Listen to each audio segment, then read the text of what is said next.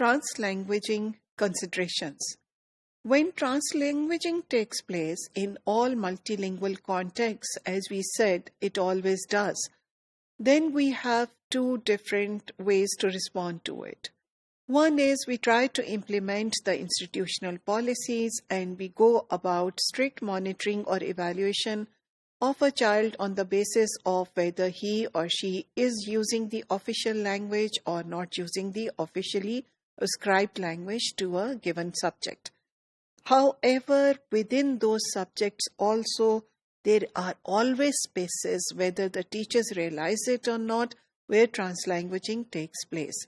Because translanguaging is about bending and blending. Now, how ready are we to break the rules a little bit? How ready are we to actually think about bending the rules and thinking about that those rules were in the first place made to support the learning of the students?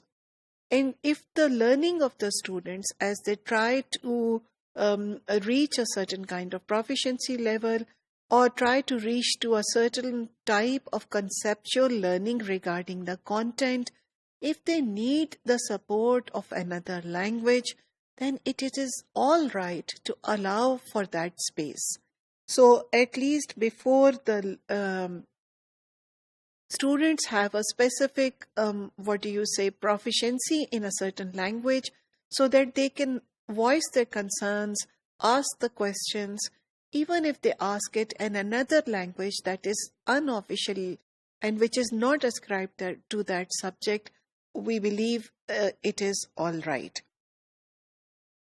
It is all right because it is an important pedagogical tool and it is relevant to the 21st century languaging skills, translanguaging skills, and bilingual skills.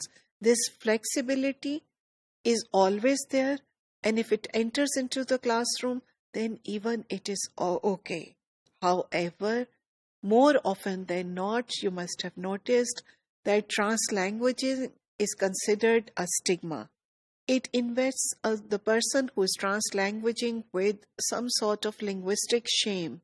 So when the teachers somehow restrict translanguaging and strict about imposing language-based rules, then what happens is that when the children are using or practicing multiple languages to reach to a certain kind of proficiency or conceptual understanding, they feel a certain kind of linguistic shame, as if they were a little lesser either in intelligence or in some sort of socioeconomic status, that they did not learn a language and now they can't access a certain subject.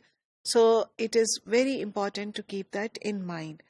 What is happening over here, even in bilingual context, we have seen that monoglossic ideologies are used to impose or to sort of strongly monitor the students to use only one language. Now, over here, we are not saying that strict separation of languages as ascribed to different subjects is wrong. It is certainly not wrong.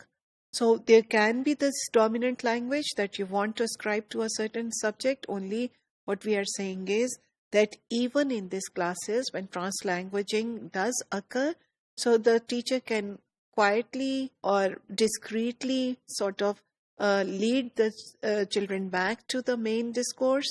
However, she should not or he should not clamp down on translanguaging practices. So whenever that is done, whenever translanguaging is very strongly clamped on, what happens is more often than not is that students then make a shift towards the majority language. When they make this shift towards majority language because they want to be a part of that status group which is being appreciated by the teachers and which is being held in high esteem.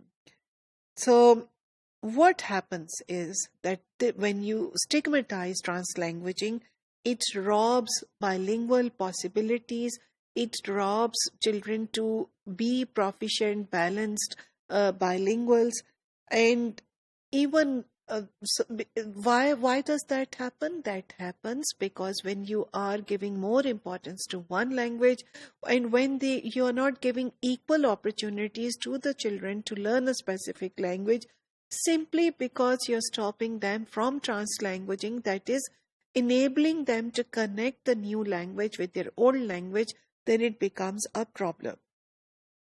What the teachers do, what the students do in multilingual contexts when there's strict separation, they hide natural translanguaging practices that they often indulge in outside the classrooms. So they actually create a very artificial sort of an environment which is not like the what happens outside. So it is all right to give it some space within classrooms, and educators need to specifically address the issue. So more often than not, if you are in the teaching profession, you would know that this issue of translanguaging is hardly addressed. But if you found that some students in your class are translanguaging, and if you're teaching, for instance, another language, then the whole stigma, the sense of guilt, this conflict hovers over the teachers and students as to why did they allow certain kind of linguistic practices which were not supposed to happen in the classroom.